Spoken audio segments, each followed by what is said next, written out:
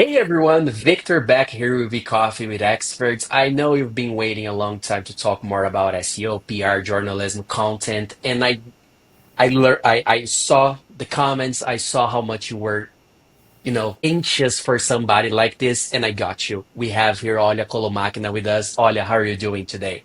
Oh, great. Thank you. I'm glad to be Um, here today. And Amazing. I'm also glad. I'm really also glad. And the reason why is just giving you all a little bit of context.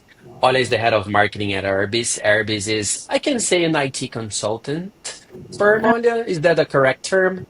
I prefer to say it's custom software development company, like Way service. better. Yeah. Way better. I agree. So, custom software development company here. But as I told you at first, Olia is not here at all to talk about IT. We're going to be talking a lot about her story, the things that she done in the past, and how it helped her achieve the moment where she is right now. Olia, first of all, thank you for being here. Thank you for being this amazing person. We already had this conversation. It was super helpful for me to better understand who you are. But of course, people now need to see the person behind the video. Who is Olia? What do you do? How did you manage to get in the position as head of marketing that you have right now? Whatever you want to share, the floor is yours. Thank you for having me. I'd like to start from the very beginning. I think I will start from my childhood. Oh, please, it's always the best. Yeah. As long as I can remember, I have always enjoyed writing. But when we got the internet at home, it became my new hobby and it was a whole new world for me. And later started created my own websites. Um, Okay. yeah, and one of which was an information website like teenagers like me who were Okay. choosing their future profession. And I studied web design for that, learned ways to promote websites and read related magazines. So it came naturally. I just decided to write an article for the magazine I was reading and send it to the editorial email. Um, Okay. it was, as I remember, it was a review of websites on a certain topic, and it was published almost without edits. And I was so impressed, I realized that I wanted to write more and more. Uh-huh. And the first money I earned were money paid by the magazine for my publications. I was very proud of it. I imagine so. Congratulations. Yeah. And it was around then that I decided I wanted to be a journalist, and it was Okay. a very strong decision, although my parents were not so happy about it. Really? Yeah. Okay. They are engineers and they knew almost nothing about this world. They had no connections and they couldn't help me in any way. But finally, this choice made me very happy.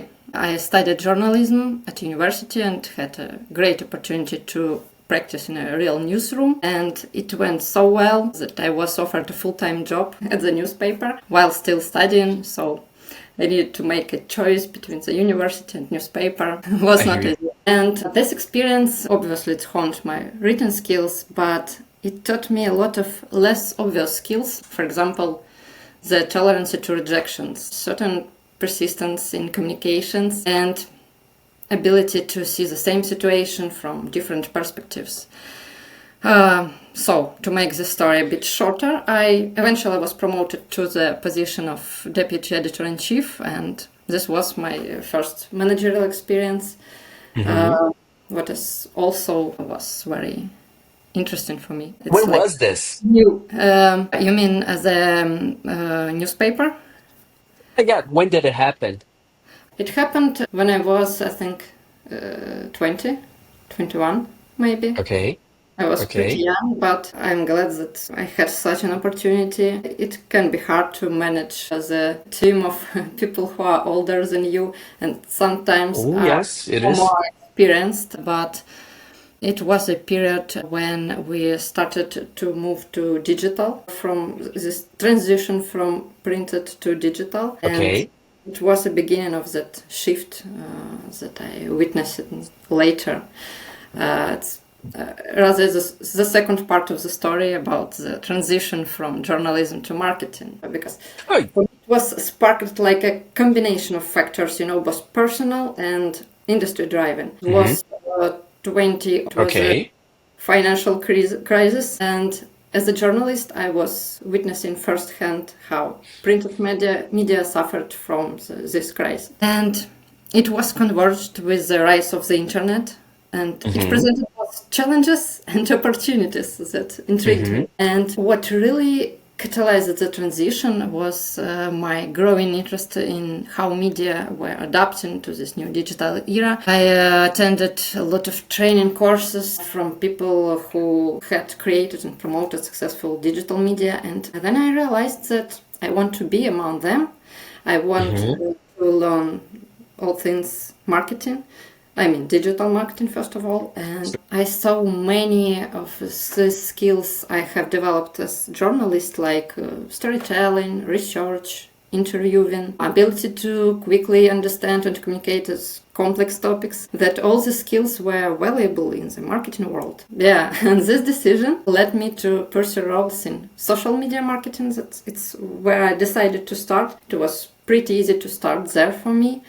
And then obviously public relation, where I could apply my journalistic skills to create impactful campaigns. I was lucky to get a position in the agency with a variety of clients. There were startups, there were established companies, and I managed the social media presence. Then I switched to crafting press releases that garnered media attention, and later, when I got more experience, developing PR strategies. And over time, my role expanded to encompass broader aspects of digital marketing, including content marketing, email marketing, event marketing, and so on. I think it comes naturally, like growth inspired by new things I wanted to learn, and I think this eagerness to learn new things is priceless in job of marketing, because everything is changing Hmm. really fast. You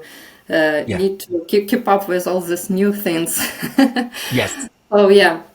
And there are no former journalists, and my background has profoundly shaped my approach to marketing in several ways. First, it's an audience-centric focus. Hmm. Just as journalists write for their readers, they need to know their audience and understand what is trending now. Yeah. And now I'm ensuring that our marketing efforts are always centered on the needs and interests of our target audience.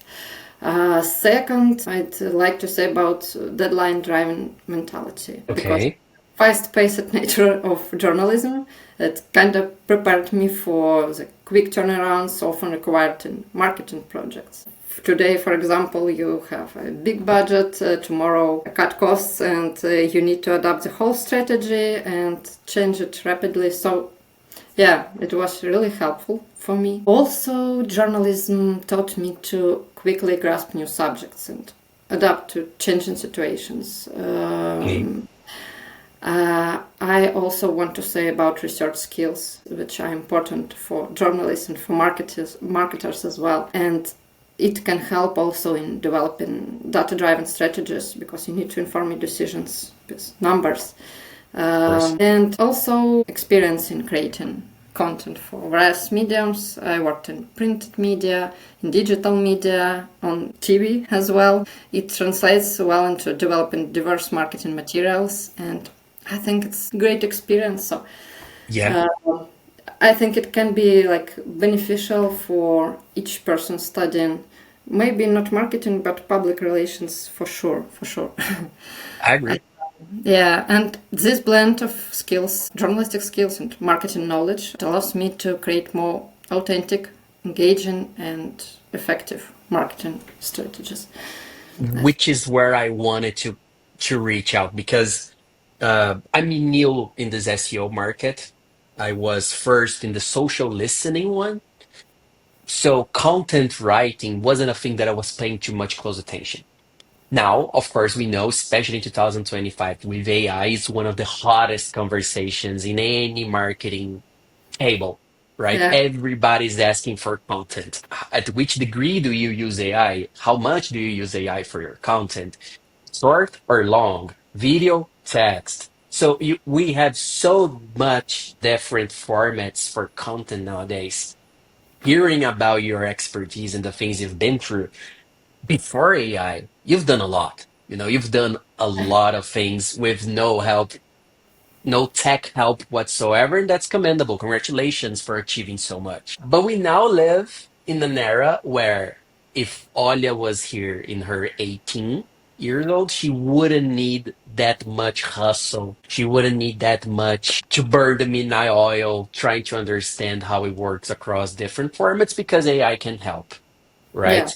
And sure. and then the first thing that I want to ask you, with your knowledge, with the things that you've been doing at Erbis, for example, you just showed the mug, and I remember that we have to talk about Erbis as well. How is AI today for you? How do you see it? How do you see the growth of it? How much do you use it or do you not use it? And you can freely talk about all the things that you first can and want to in terms of SEO, link building, PR, content, whatever. Because again, what we have right here is a unique situation of an expert who was an expert before AI, you.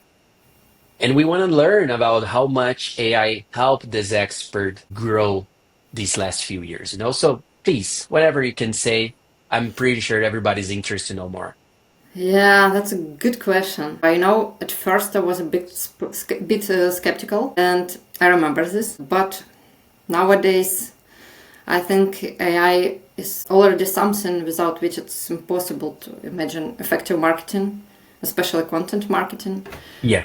Um, and we all see AI is becoming more adept at creating various types of content, from blog posts and social media updates to press releases. And what's important, AI helps to overcome the fear of a blank page. I remember the times, but it's Okay. a problem. However, I still think that human oversight remains crucial for ensuring quality, to maintain brand voice, and for strategic alignment. We all also know about this AI hallucinations. So when I AI, love the term. yeah, it's a real term. It is. It's Yeah, true. yeah, and it can be a problem if you trust AI with important materials and not to do fact checking. It can turn out to catastrophe, I think. Yeah.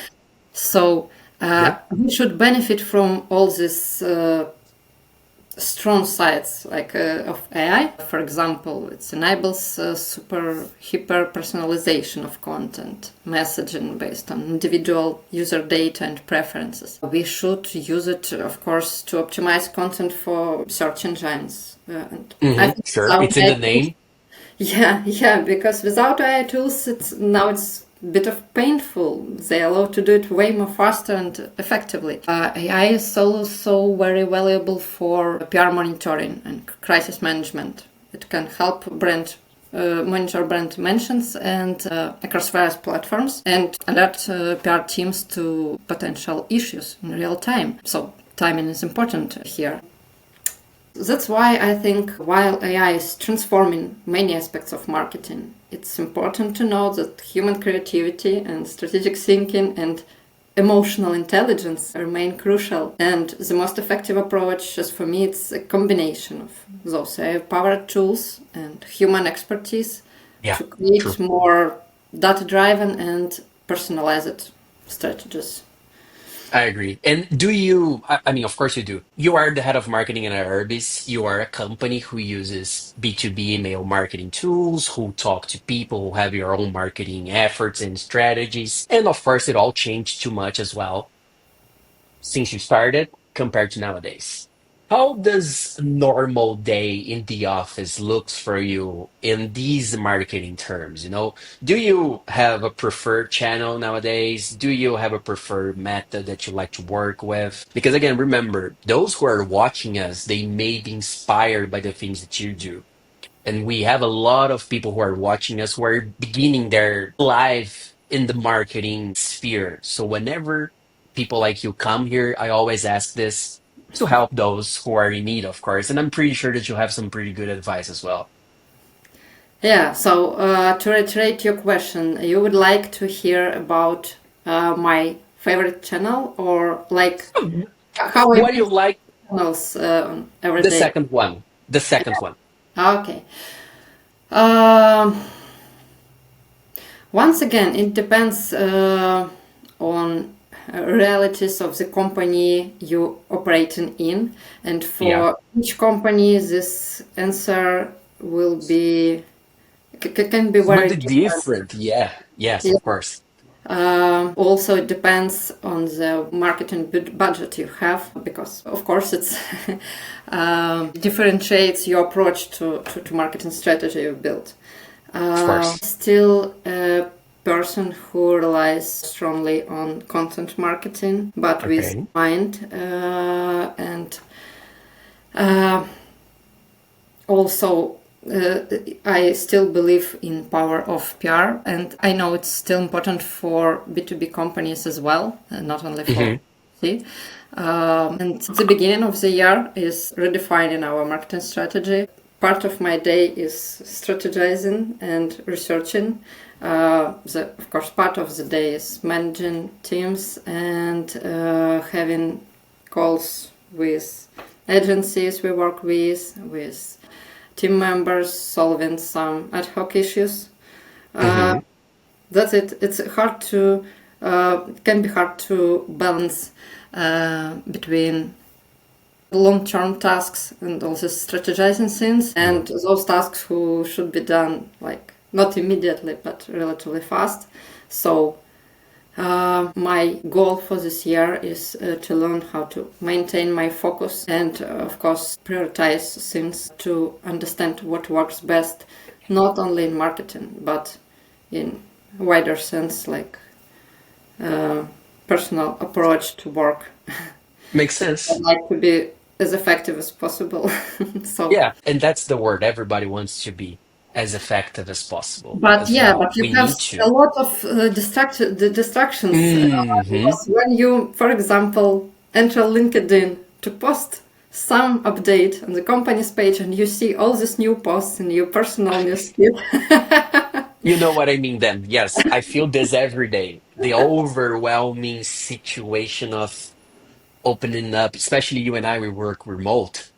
Yeah, I yeah, usually get out of bed with a schedule in my mind, but then I open the computer, that schedule changes entirely because of one email, because of a different thing that came out. yeah, It is a dynamic time to be alive, yeah, right? yeah. But it's interesting times. It is. It Yeah. is. There, I like the these are, challenges. yeah, I agree. I agree. Talking about challenge, good thing. Challenge is a nice word. We see a lot of companies knowing how to handle content and PR, and we see the other way around as well. We see a lot of companies who have no idea how to start, who have no idea how to position themselves. Do you remember, or have you been across certain company who was doing, I'm not gonna say bad because bad can be a bad word, but companies that could indeed improve themselves and they did after talking to you, after working with you, or after something else entirely? Because not only now do we have a lot of information, but we also need to develop a skill where we as human beings will know what to filter. What is Yeah, a good information? What is a bad information, right? So you have success cases, you have guides and how to's. But as you literally said at first, it depends on the budget, the market, the company, depends on so many factors that you don't have a formula like a kitchen recipe right now. But you do have some bad cases that is always good to know and be aware of so that we don't repeat themselves. You know what I mean? bad cases. Yeah, I think maybe it's not about my very personal experience, but Super fine. I saw companies that make some mistakes in their PR and outreach. They're not doing their homework. And I mean here research before reaching out to journalists, influencers. I also mean here personalization, and the main thing is finding worthy topic and proper angle.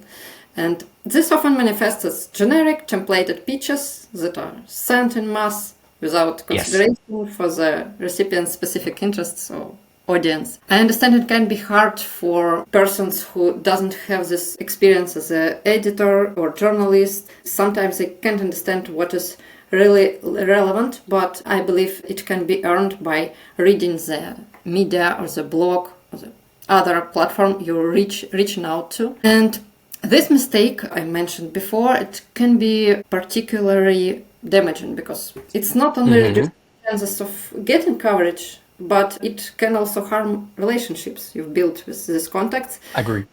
Because this speech, which is not relevant in us, it will be ignored in the best case, and in the worst case, it will be marked as spam, and that's Yeah, end of conversation. That's and it. that's in the conversation. True. Yeah, and I still those emails starting with "Dear Sir, Madam." I keep wondering why people still write this, but yeah, and I believe they will not be even opened. Um, what else? Sometimes the mistake is a lack of respect, I'd say, to recipients' time. It's important to remember to keep the pitch clear, brief, and to the point. Highlight the key points up front.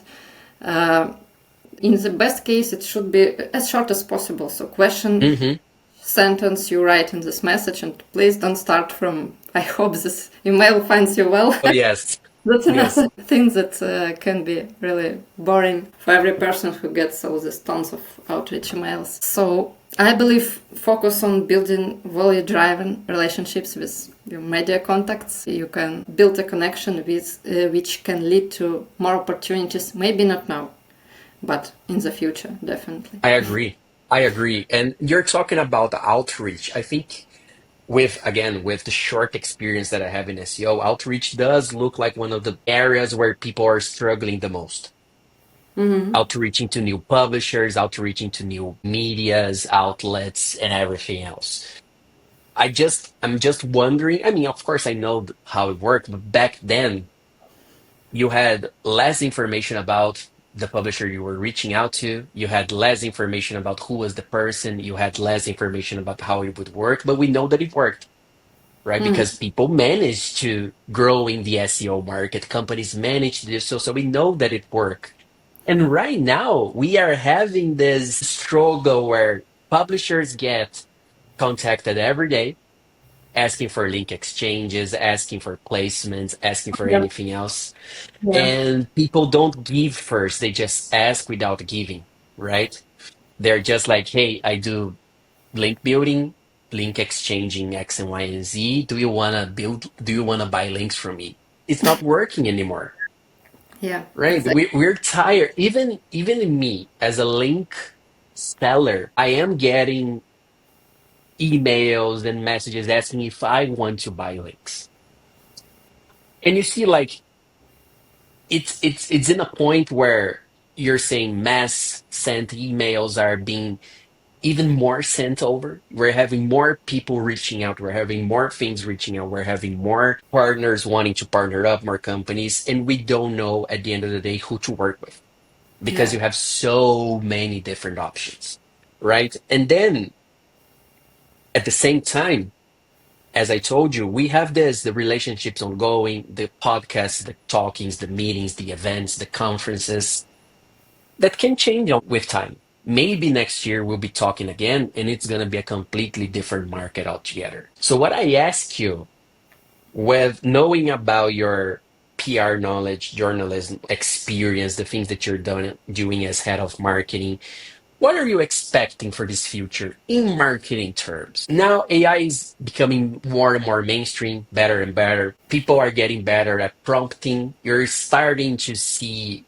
this new role of prompt master, professionals who know how to prompt, who are selling their prompting skill because it is a thing, right? Then yeah. what do you see about it all? What does Olya, who worked before AI, during the birth, and now after AI, can see about the future? Future, something that's always intriguing and It is, and it's a tiresome topic, I know. yeah, all these predictions can be completely worthless in a year. We all know that. But I think AI will still very important and it will be like not even a competitive advantage, like a regular part of the job in companies that underestimate this tools and platforms will see the not good results of their marketing efforts. Makes sense. I think it will have influence on all aspects like hyper-personalization of outreach, of the content, of mail marketing, and so on. I think also video will become an integral part of B2B marketing and sales process. I agree.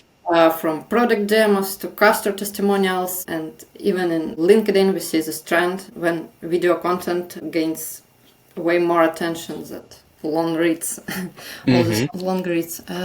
What else? I think that we can see, for example, growth of interest to companies' social responsibility, because nowadays all this news and social problems can be a source of worriness, but instability, but also it can be a differentiator for the B2B companies that make social impact, and it can influence B2B buyers in their decision-making process. I also think we will see evolution of account-based marketing. It will become more sophisticated. Of course, it will be AI-powered, but it will target key accounts with highly personalized multi-channel campaigns. And I would like to stress out this multi-channel. And I already see this approach when IBM campaigns are executed by a relatively big number of specialists. You have like 10 companies you're accountable for, and you build relationships with them. B2B companies, it's a good solution. I believe we will see this trend rising next year. It's very interesting to look in the future because, for example, nowadays we still optimize for search engines. I think in a year we can move to optimization for ChatGPT, for example. ChatGPT, yeah. Yeah, and I know some companies are already getting leads from this source. It's true. Yeah, and the question is how much we can influence on that, and maybe we will get some leaks of information that allows us to build our strategies based on that. So I'm very curious how the future will be for all of. What I want to do then next, let's definitely book a future episode for a year from now, and then I will start by saying, Olha, last year you told me that your expectations were X and Y and Z. Now we know that X didn't happen, Y happened a lot, Z is happening now, and then we can talk more about what it happens, because you're right to mention how hard it is to predict. If you were to ask me 2 years ago my predictions for marketing, AI wouldn't be there, right? For nobody at all. AI wouldn't be 2 years ago. Imagine 2 years from now. Yeah, sure. And so it is a difficult thing to question, but of course, we all have our expectations. We all see the world in a different way, and we want that world to go in a different path. That would, of course, be the best for ourselves, the best for the things that we believe in.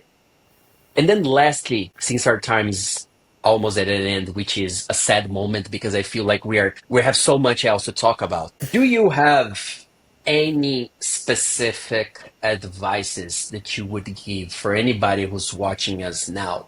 No matter if it's a marketing advice, no matter if it's a life advice, anything that you want to help inspire people moving forward from this conversation so that they can close the tab and what Olya said is really true. Let me do that. Let me get inspired by that.